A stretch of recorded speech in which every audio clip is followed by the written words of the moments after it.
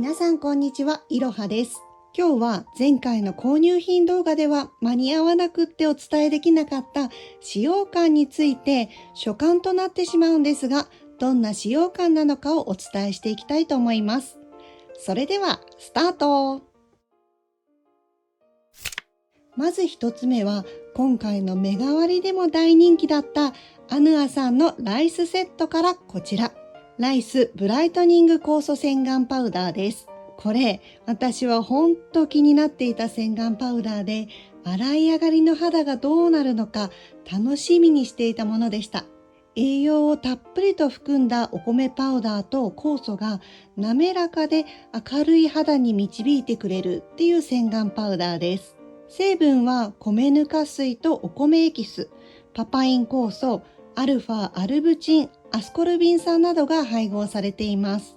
パウダーはこんな感じの白い粗めのパウダーです。これを1回の洗顔で1から2振り程度使用していきます。使用目安量としてこの1本で40回分くらい洗顔できるようです。ここに水を少量ずつ加えて泡立てていきます。手で泡立てると粘りが出て泡立ちにくい泡でした。なので私はいつも洗顔器で泡立てるようにしてます。洗顔器で泡立てた後の泡はこんな感じで綺麗に泡立つんですが、泡がすぐにシュワシュワっと弾けていってもちもちとした粘りのある泡になります。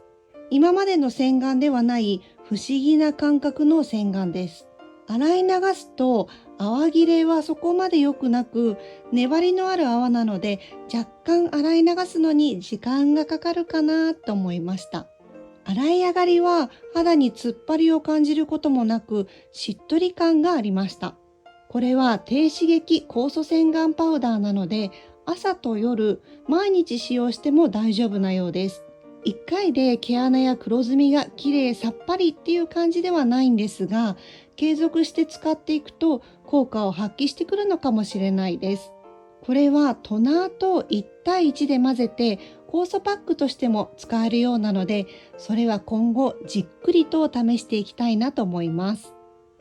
セット2つ目はライス70グローミルキートナーです。お米由来成分で潤いとツヤを届け、ナチュラルにツヤめく素肌が期待できるトナーです。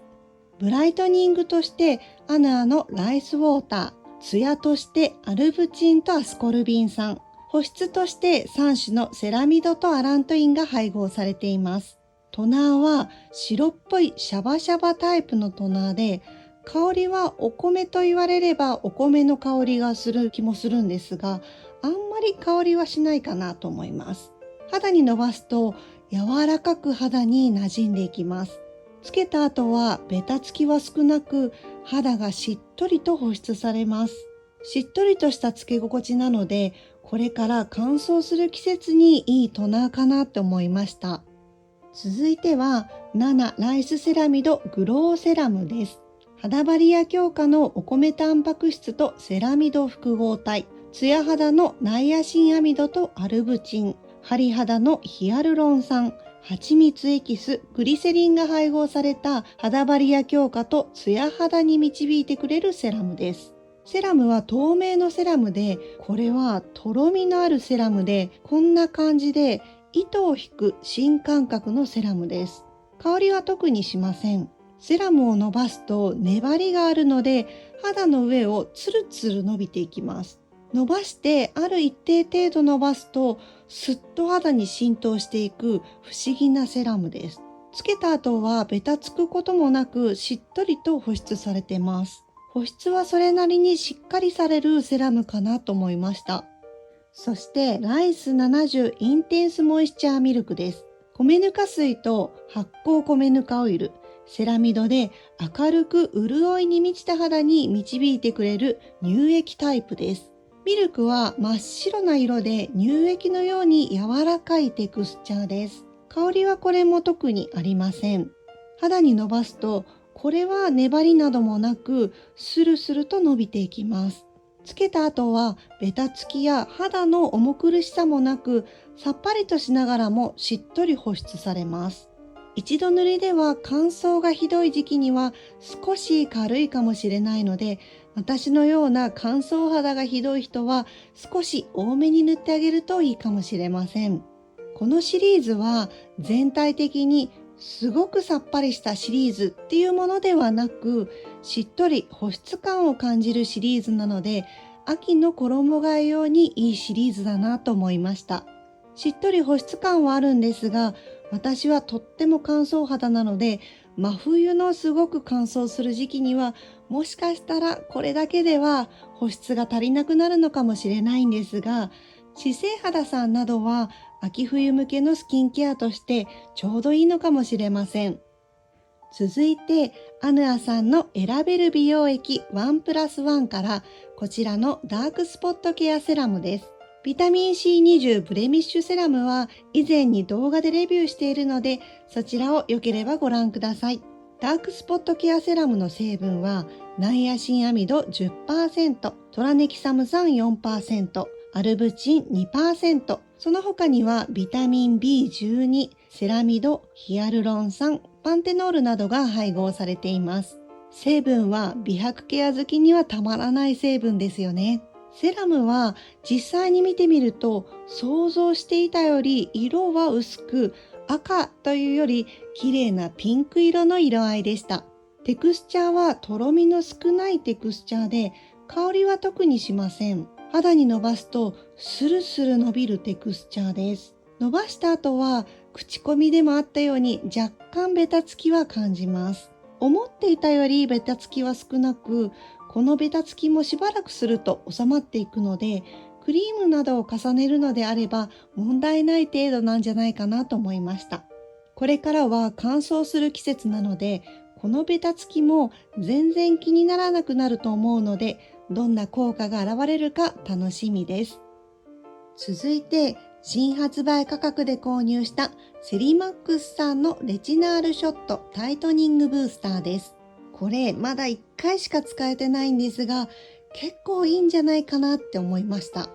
毛穴より5倍小さいサイズのナノレチナールが 0.1%、マイクロサイズのスピキュールが 0.03%、特許を取得した低分子ペプチド 3%、パンテノール 1% が配合された弾力ブースターで、深いシワから老化型毛穴まで集中エイジングケアをしてくれるブースターです。ブースターは黄色いクリーム状で、香りは特にありません。クリームは伸ばすと滑らかに伸びていきます。針系の商品なので、どのぐらい痛いのか恐る恐るだったんですが、これは私はほとんど痛みを感じなかったです。言われればちょっとチクチクというかヒリヒリするかなっていうぐらいで、全然気にならない程度でした。これを塗った翌朝は毛穴が引き締まってる、肌がキュッとした感じを感じました。レチナールなので、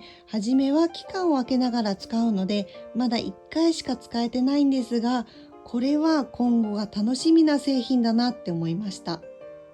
そしてこちら、元祖 PDRN スキンケアブランドのジェナベールさんの PDRN セットの中から、まずはこちらのトナーです。トナーはサーモン PDRN が 1000ppm と30ヒアルロン酸、パンテノールなどが配合されていて、肌にツヤと潤いを導いてくれるっていうトナーです。テクスチャーはシャバシャバなタイプ。色は透明で、香りは特にしません。肌に伸ばすとさらっと伸びて馴染んでいきます。伸ばした後はスッと肌に吸収されて、ベタつくこともなく、さらりとした触り心地でしっとりと保湿されます。1回では私は物足りないので、2、3回レイヤリングして使いました。重ねてもベタつくこともなく、このテクスチャーはすごく好きです。ベタつきが苦手な人、さっぱりとした使い心地が好きな人にとってもいいトナーだと思います。次に PDRN ビタトーニングアンプルです。これは PDRN とビタミンのシナジー効果が期待できるアンプルです。このアンプルは PDRN が 5000ppm 入っていて、このアンプルの中に浮いているオレンジ色のつぶつぶはビタミン B、ビタミン C、ビタミン E が入ったビタミンカプセルで1万 ppm 配合されていて、ツヤ肌とトーンアップ効果が期待できるアンプルです。アンプルは薄くオレンジ色に色づいたアンプルで、少し何の香りでしょう。優しい香りがふんわりとします。肌に伸ばすとスルスル気持ちよく伸びていきます。オレンジ色のビタミンカプセルはほろほろ崩れるタイプではないんですが、肌の上でプレスすると簡単に潰れるので、粒が気になる方は塗り広げる前に一度プレスしてあげるといいかもしれません。伸ばした後はベタつきは少なく、肌が重苦しくなることもなく、気持ちよく使えるアンプルでした。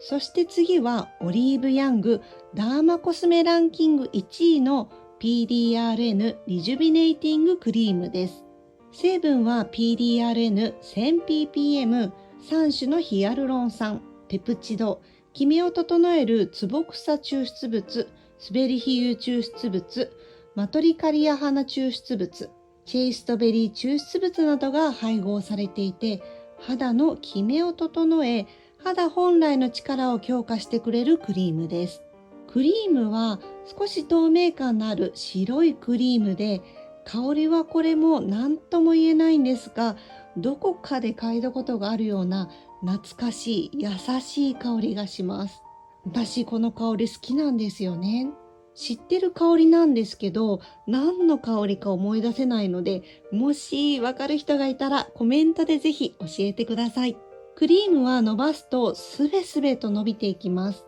伸ばした後はベタつきもなく、しっとりと肌が潤います。このシリーズは全体を通してテクスチャーがどれもいいなって思いました。香りもすごく好きなシリーズで、とっても好印象なブランドさんでした。シリーズで使い続けると、ちょっと肌変化を期待できるシリーズかなって思いました。以上、今日は目変わりやそれ以外で最近購入した製品の使用感、速報をお伝えしました。じっくり使用してどうだったかについてはまたお伝えしていきたいなと思います。今日の動画が参考になった方はグッドボタン、チャンネル登録いただけると励みになります。